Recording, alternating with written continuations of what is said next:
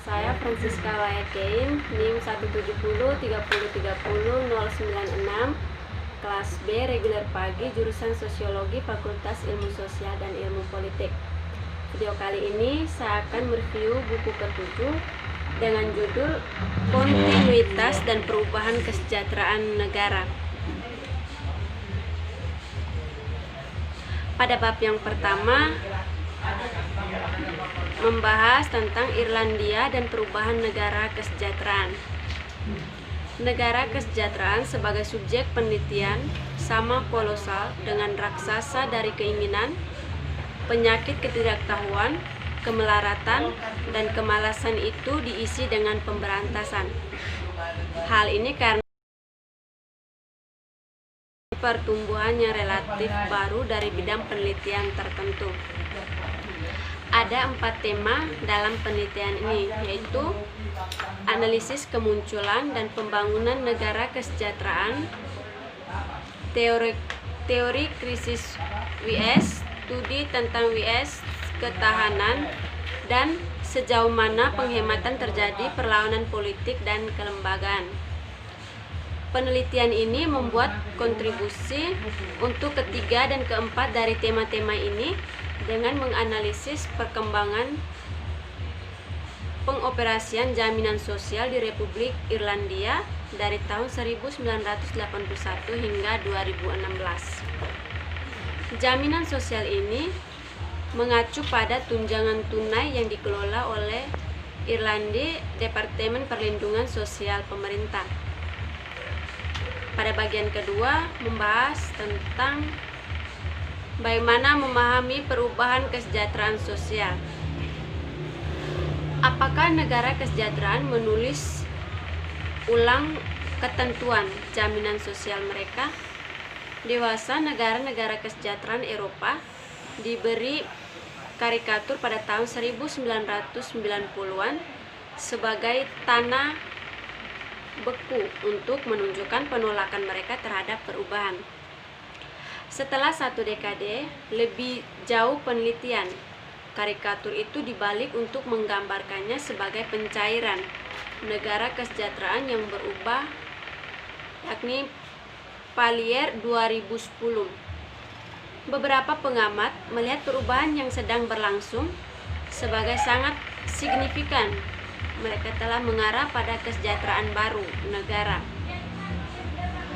Tujuan bab ini adalah untuk menempatkan perubahan dalam konteks teoretis dan secara khusus untuk menguraikan institusionalisme, teori yang paling meyakinkan pendekatan retikal untuk perubahan WS dan yang diterapkan dalam kasus ini.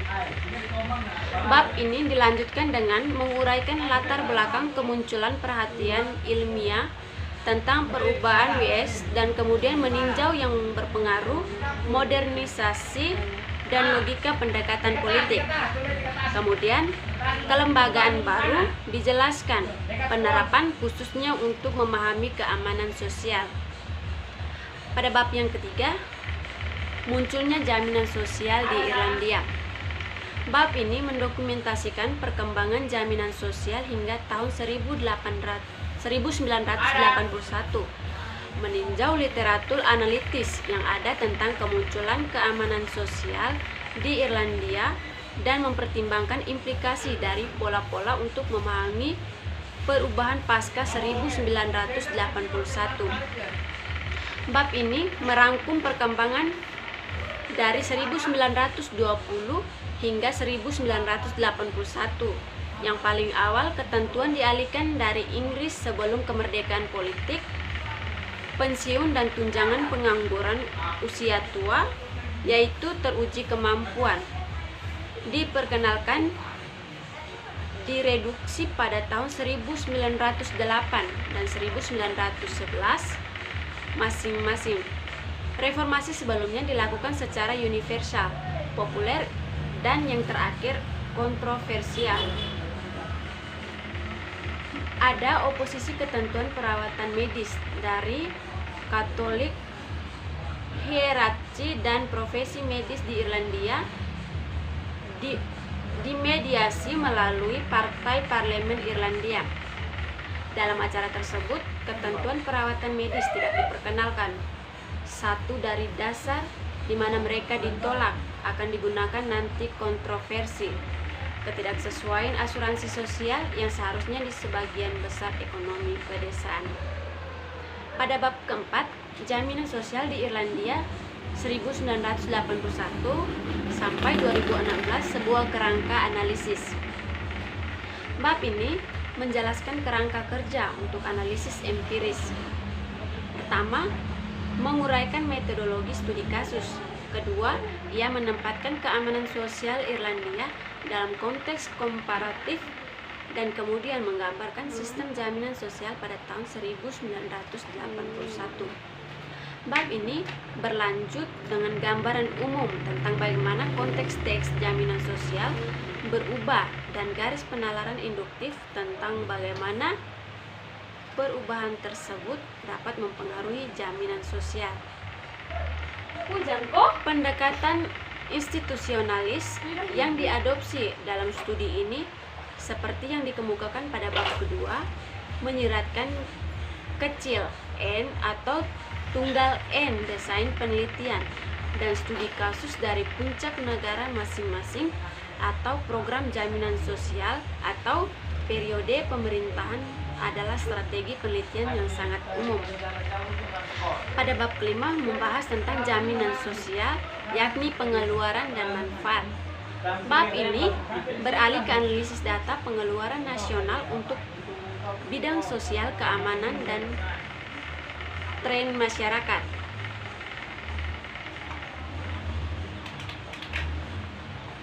Analisis manfaat memungkinkan kita untuk mengukur satu aspek jaminan sosial. Apakah tepat bagaimanapun untuk digunakan data pengeluaran, mengingat Espacing Andersen peringatan itu politik negara kesejahteraan, yakni WS, bukan tentang pengeluaran. Ini yang pertama argumen yang menentang penggunaan data pengeluaran. Mereka tidak menangkap konsep berbohong tentang hak-hak sosial. Argumen kedua berkaitan dengan jenis data pengeluaran yang dimulai digunakan secara luas dan kemudian menjadi dikreditkan. Data yang sangat teragregasi seperti pengeluaran jaminan sosial atau PDB biasa disebut sebagai ukuran upaya kesejahteraan. Jelas, tindakan seperti ini menggabungkan sejumlah pengaruh demografis perubahan, pilihan kebijakan, dan sebagainya. Ketiga, analisis WS tidak diperhatikan hanya dengan efek perubahan kebijakan berupa perubahan pengeluaran, tetapi juga dengan proses dan dinamika jangka pendek dan jangka panjang.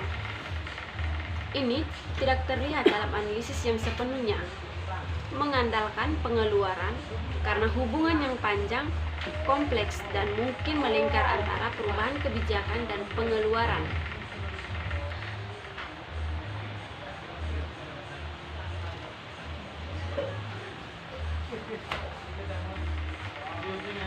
Pada bab ke-6 membahas tentang perubahan kebijakan.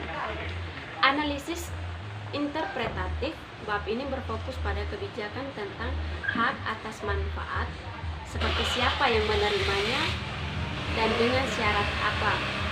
Dalam konteks ini mengacu pada kebijakan, pertimbangan, dan pendapat pembuat kebijakan seperti pejabat kebijakan dan para menteri, dan undang-undang serta ketentuan aktual yang mereka buat. Metodologi dalam bab ini adalah dokumenter dan mengandalkan 3 hal sumber spesifik, yaitu yang pertama, bagian tentang jaminan sosial dalam laporan anggaran tahunan disajikan kepada DAIL oleh Menteri Keuangan. Yang kedua, tinjauan resmi yang diterbitkan atas sistem jaminan sosial atau aspek utama kebijakan. Yang ketiga, Undang-Undang Kesejahteraan Sosial tahunan. Sumber-sumber ini memungkinkan kami untuk membuat catatan pembahasan kebijakan dan perubahan. Analisis hukum dan pencarian kebijakan. Untuk apa Klassen dan Van Oorschot menggambarkan sebagai prinsip-prinsip yang berubah, membedakan perubahan hukum dan kebijakan dari perubahan jumlah penerima dan pengeluaran dianalisis di bab kelima. Ada beberapa kejadian berulang tema pada pra pekerjaan kebijakan tentang struktur jaminan sosial rentang waktu itu, pergeseran dari paternalisme ke pekerjaan berorientasi jaminan sosial, ketahanan model asuransi sosial, dan upaya untuk memodernisasi sistem tunjangan berbasis keluarga. Pada bab ke-7 membahas tentang asuransi sosial dan ketergantungan jalur, yakni salam panjang untuk Beveridge. Analisis dokumenter dan perbandingan rinci jaminan sosial di tahun 1981 dan 2016 menunjukkan kontinuitas yang berbeda dan mendasar. Kontinu dan perluasan sistem asuransi sosial bergaya Beveridge dan pendampingan. Sumber terdekat dan dari kontinuitas ini adalah Komisi tentang Kesejahteraan Sosial, seperti yang ditunjukkan pada bab 6 dalam laporannya tahun 1986 itu. Komisi dihadapkan pada pilihan strategis untuk mengadopsi penalaran yang cukup eksplisit dan bergantung pada jalan yang memperdebat sistem bergaya Beveridge yang lebih lengkap. Pearson pada tahun 2004 telah memperingatkan definisi dan aplikasi itu. Ketergantungan ialah berkisar dari klaim yang sangat hambar bahwa sejarah tentang definisi yang lebih spesifik bahwa proses sosial tertentu mengikuti lintasan yang secara inheren sulit untuk dibalik karena adanya apa yang disebut efek umpan balik. Pada bab ke-8 membahas tentang kontinuitas dan arus, yakni bantuan penghasilan anak. Pada bab ini menjelaskan bagaimana pola perubahan kebijakan ini diterapkan untuk bantuan penghasilan anak. Ini dimulai dengan meringkas pengembangan sistem saat ini dan dilanjutkan dengan mendokumentasikan analitis dan kritik populer terhadap kebijakan dan pada akhirnya penghematan anak manfaat. Bab ini diakhiri dengan penjelasan kelembagaan tentang tidak adanya perubahan kebijakan yang mendasar.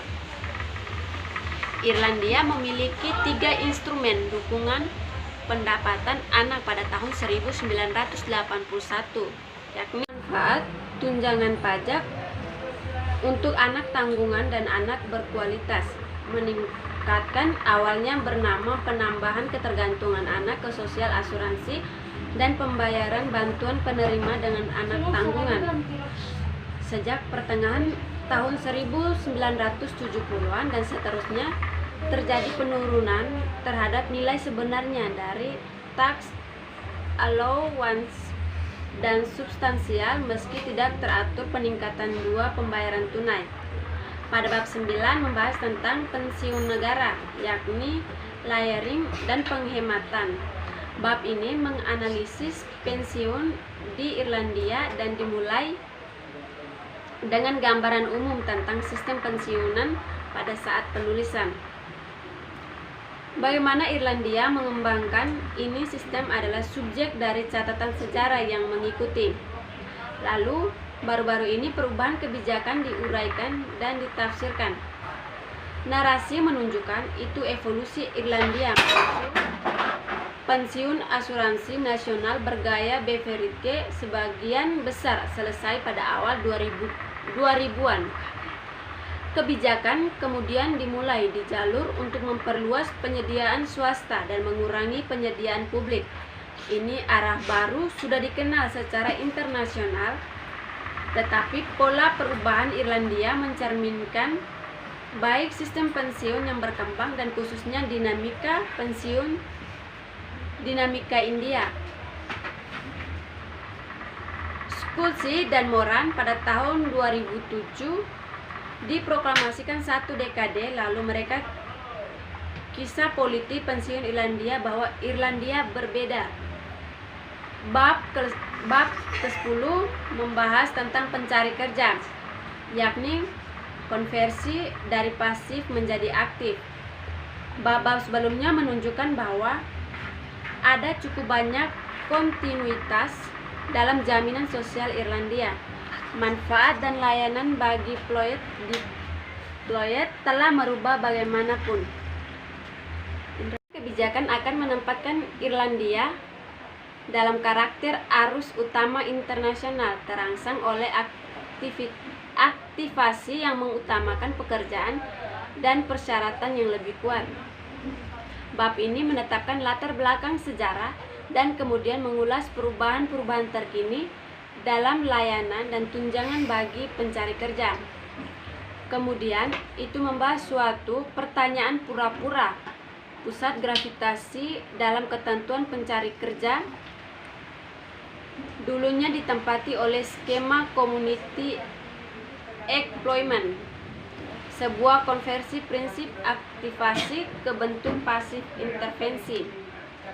Dapatkan yang terbaru, perubahan mempengaruhi konversi ulang dari sepenuhnya pasif menjadi sepenuhnya aktif ketentuan. Demikian materi yang sudah saya paparkan dari buku ke-7 yang sudah saya review. Terima kasih.